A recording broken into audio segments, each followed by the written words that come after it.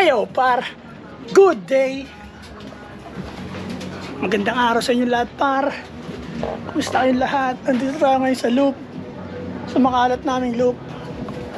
Ayan, kalat par. Kumusta kayong lahat par? Good day, good day. Ayan po go par. Isang barko lang ang dumating. Minsan dalawa yan dyan eh. Par, gusto kayong lahat. Tapos na tayo magpainom ng gamot sa Kalapati par. Ngayon, ano na lang yan sila, vitamins. Magpa-vitamins na lang yan sila par. At ayan sila par. Ayan ang ating mga barako par. Watch.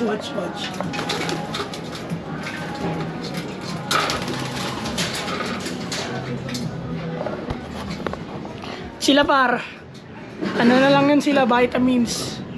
Siyempre bago tayo mag-breed, kailangan nating linisin yung kanilang katawan at ilagay sila sa magandang kondisyon para yung inakay na ilalabas nila par, healthy, hindi sakitin.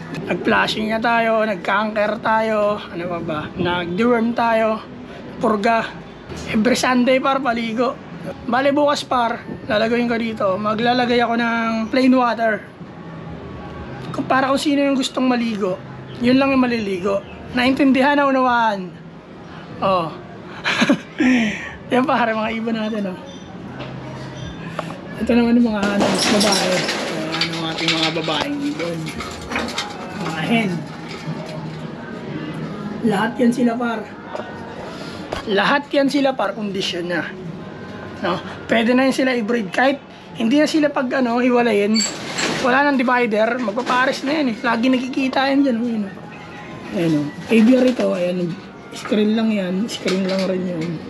Pero hindi yan lahat sila para masasalang natin. No? Ang masasalang dyan ay 5 pares. Yan.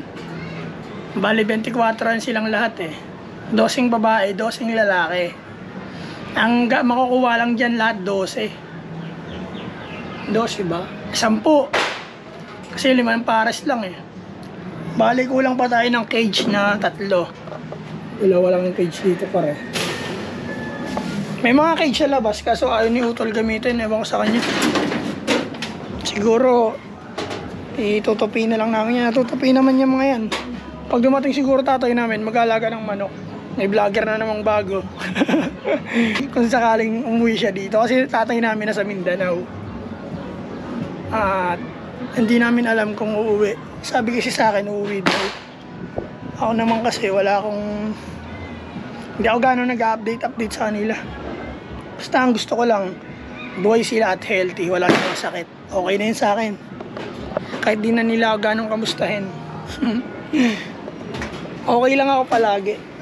Ayun lang yung sinasagot ko sa kanila. Pag tinatanong nila ako, Utol, kamusta na ba? Kinakamusta ko ng magulang ko, laging sagot, okay lang ako palagi. Diba? Kasi okay lang naman talaga ako. Hanggat walang baril na nakatutok sa ulo ko, hanggat di life and death yung situation ko, okay lang ako palagi. Yan, pakain tayo ba? Lagyan natin to ng patuka.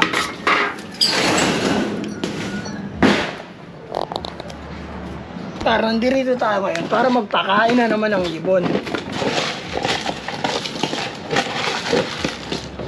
Yan. Bali, papakainin natin sila par ng marami. Kasi nga, magbe-breed tayo. Papakainin natin yung mga yan hanggang sa mabusog. Hanggang sa umayaw par. Ganun ako magpakain tuwing hapon. Hanggang sa umayaw. Pag umayaw na lahat, okay, tapos na. Para punong-puno yan, para samihan natin dyan.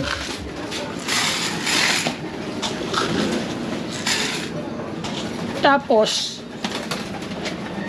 etong patoka, ito par, itong patoka par, lagay na natin yan dyan. Kasi papastulin natin yung mga yan. Pag binuksan ko yan, partakbuhan yan dyan.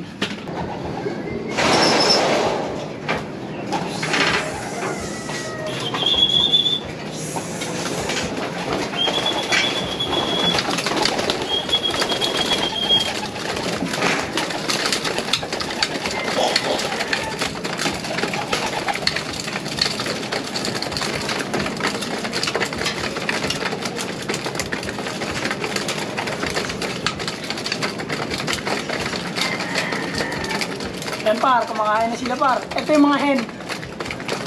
Hintayin natin yan sila hanggang umayaw. Hanggang sa ayaw na nila kumain lahat. Para busog na busog. Diba par? Kamusta yung lahat par? Ayos lang ba kayo par?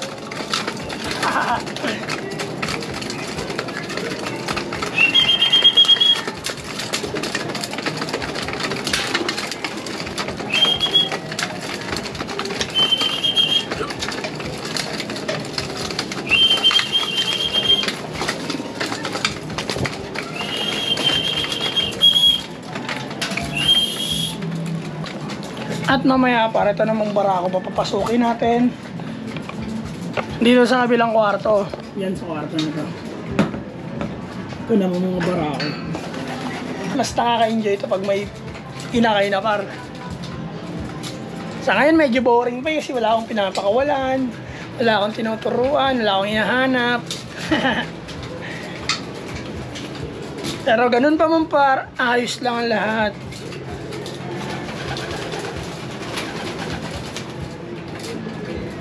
Nasa proseso tayo eh. Hindi naman kaagad-agad resulta eh. Diba? Enjoyin mo lang, par. Sa lahat ng bagay may boring. Mga businessman nga nagpapayaman, boring nung una yun eh. Hindi pa nga nila alam kung yayaman sila o hindi eh. Boring nung ginagawa ng mga yun. Pero, ganun talaga. Dapat mong tanggapin na may mga bagay na gagawin mo pero boring. Diba? Nasa sa'yo na yun par, paano mo i-handle na magiging masaya ang mga ginagawa mo. Sa mata nga ng iba par, baliw kami. Kasi, ang laki ng kulungan namin oh. Ang ibang tao sa amin dito par, pag may nakakot kaming bakal yung ginagawa pa namin to, lagi nila sinasabi, kalapati na naman. Wala eh. Ito yung trip namin par eh. Diba? Dito kami dinala ng trip namin eh. Tsaka gusto namin tong ginagawa namin. Hindi namin gagawin to kung di namin to gusto. Ganon kami ni Utol. Ito gusto namin to. Kami lang bumuo nito. Yan, nakikita nyo mga yan. Kami lang lahat gumawa niyan. Dalawang Sanaga Brothers Loop lang gumawa dyan par. Kaming dalawa lang ni Utol. Tingnan mo naman, nagawa namin. Kaya nakaka-proud, nakakatuwa. Napakasaya. Alam mo yun, memories na nagawa namin ni Utol. May the best akong kapatid, may the best siyang kapatid. Kami ang the best na magkapatid. Yeah! Tingnan mo naman kasi paro. Oh. Tingnan mo naman kasi paro. Tingnan mo yung mga welding namin. Ha? Yan. Yan. Bukol-bukol. Tingnan mo yan. Oh. Pero matibay yan. Hindi lang perfect. Magkaka-welding. Kasi par wala kang experience ng mga trabahong welder, ganun. Tatay namin yung meron. Pero marunong kami par. Ayun yung... Hindi kami magaling pero marunong kami par, di ba? Kaya namin nagagawa yung mga ganyang bagay. Kaya nga, okay, sliding door tayo par. Tapos may balkonahin pa kami rito. Kami lang lahat gumawa niyan par. Kaya I'm proud. Sanaga Brothers Loop lang malakas par. Ganito na dati. O, dati ano lang 4 feet by 4 feet. Isang plywood lang par. Ngayon isang buong bahay na, di ba? Tapos yung dito natin, lalagyan natin yun ng trap door dito. The double door natin yun siya dyan. Tapos lalagyan natin fish light na gano'n. Tapos tatabasan natin yung yero na yan. Yeah. Tapos dyan, ano na siya dyan, double door, dalawang double door, isa sa baba, isa sa taas. Yung sa baba, basta mahirap ipaliwanag pag di pa nagagawa. Pag nagawa na namin para explain ko sa inyo na maayos. Kasi magiging dalawa yung double door niyan. Gawa nung magiging aviary yung ilalim ng mga YB na tuturuan ko. At yung taas ay yung pinaka main door ng darating or papasok dito sa main trap. Basta parang hirap i-explain hanggat di pa na gagawa yung vision namin. Ganun yung vision namin nakikita eh. Pagiging dalawa yung double door. Pag naayos na namin par, tsaka ako i-explain sa inyo na maayos. Tumuto ka pa rin par eh. Makain pa rin yung iba. Hintayin natin yan hanggang sa umayaw sila. Hanggat ganun oh. Hanggang sa maging ganun sila par. Wala nang tumutuka dyan. Ibig sabihin nun, busog na silang lahat. At pwede na silang painumin ng tubig. At pakainin naman natin tong mga barako. Yan o, mga barako natin par. Si Waterhouse Begard. Yan, Waterhouse Begard yan par. Galing sa Bayo Research, sa Bayo Pigeon. Ah, wala na par, wala na kumakain. Oh, tama na. Ito naman sa inyo, tubig. Minom. Ito par, malakas uminom yan, oh. Halimaw yan ang minom par. Tignan mo, ah. Next batch par, next batch. Ito namang mga barako ang ating bibigyan ng patoka at papapasukin. Okay na yan. Kasi may tira pa kanina. At iiwan na natin yan syempre. Yan.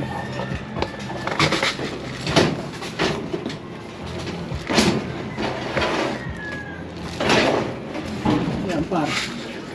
Lagyan natin yan dyan. Tapos pastulin natin itong mga to.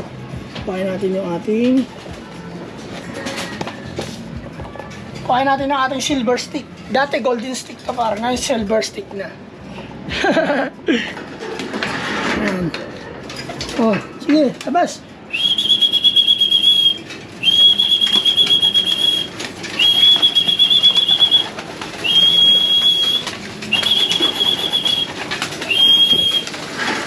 Diba par? Pagod nila par. Yan, kain marami. Yan par. Pakabusog kayo, pakabusog. Para mag-break na kayo. At dumami kayo. Ito lang par, hanggang dito na lang siguro par, motherfuckers. Maraming salamat sa inyo lahat par. Silipin natin ang ating bintana dito par. Ay talaga naman. Warap. Neighborhood. Good day. Yep. Parang ganito na lang. Maraming salamat sa inyo lahat. Sa Naga Brothers Loop, sa lahat ng social media par. Alam nyo na, walang iba. Yeah, peace and out. Good day. Yep.